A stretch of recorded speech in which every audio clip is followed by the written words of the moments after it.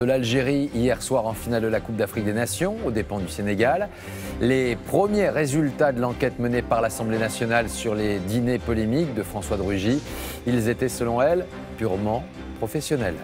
Nous ferons le point sur les tensions géopolitiques et les risques d'escalade dans le détroit d'Ormuz entre l'Iran, les États-Unis et la Grande-Bretagne. La France et l'Allemagne viennent également de réagir. Le jour du Tourmalet, premier grand rendez-vous de la montagne sur le Tour de France. Le maillot jaune, Julien Alaphilippe, va-t-il renouveler son exploit d'hier lors du contre-la-montre? Enfin, 13h15 le samedi, avec une immersion dans le bureau des passions d'un juge aux affaires familiales et un retour sur un fait divers historique avec la secte du Temple solaire. Voilà pour les titres. Bonjour à tous. Quelle année incroyable pour l'Algérie après des mois d'une révolution de velours. C'est un sacre sportif qui a provoqué la liesse de tout un peuple la nuit dernière. La victoire en finale de la Coupe d'Afrique des Nations face au Sénégal a résonné dans les tribunes du Caire, mais également dans toute l'Algérie et dans plusieurs villes de France. Le minute par minute de la soirée avec Jean-Sébastien Fernandez, Didier Brignan et Frédéric Siruli. Soudain, la délivrance, après 29 ans de patience. Hier soir au Caire, l'Algérie a enfin renoué avec la victoire dans la Coupe d'Afrique des Nations. Au même moment, à Alger, des dizaines de milliers d'Algérois fêtent cet instant historique. Bravo à cette équipe et à toute l'Algérie. Nous avons gagné, j'espère qu'on fera pareil à la prochaine Coupe du Monde en 2022. Cette finale face au Sénégal s'est jouée sur un coup du sort. On joue depuis 80 secondes. L'Algérie ouvre le score sur cette frappe contrée de Bounedjah. À Nice, les supporters algériens exultent.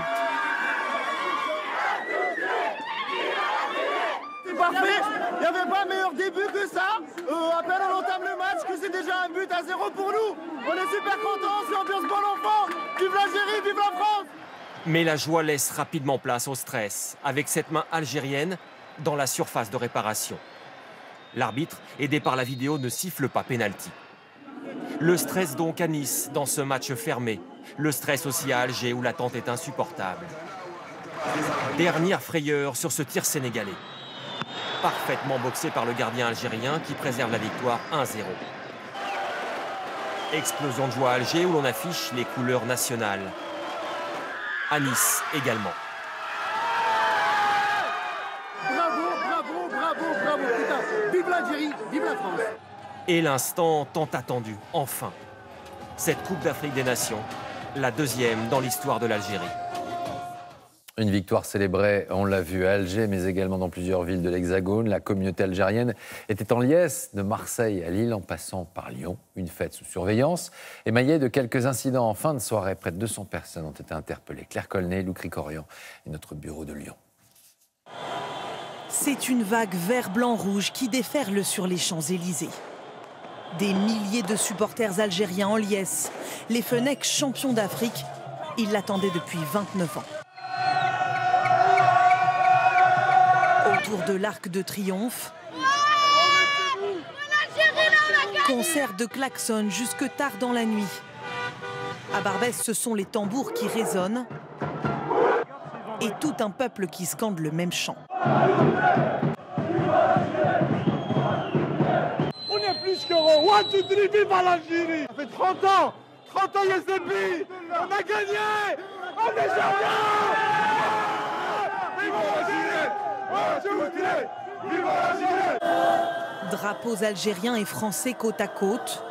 Pour tous, c'est la délivrance après un match tendu. Quelques minutes plus tôt, devant cet écran géant, une foule entière emportée par la joie. Incroyable. C'est incroyable.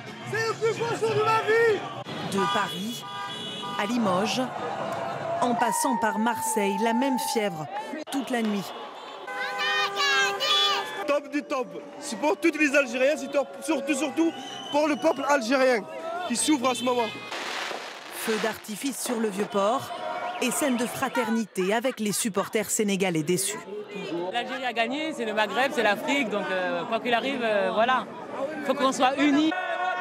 En Ambiance festive aussi à Lyon. On est champions! Malgré quelques incidents en fin de soirée, notamment plusieurs vitrines brisées. 198 personnes ont été interpellées à travers la France, dont 102 à Paris. Sur les Champs-Élysées, les forces de l'ordre ont dû faire usage de gaz lacrymogène pour disperser la foule.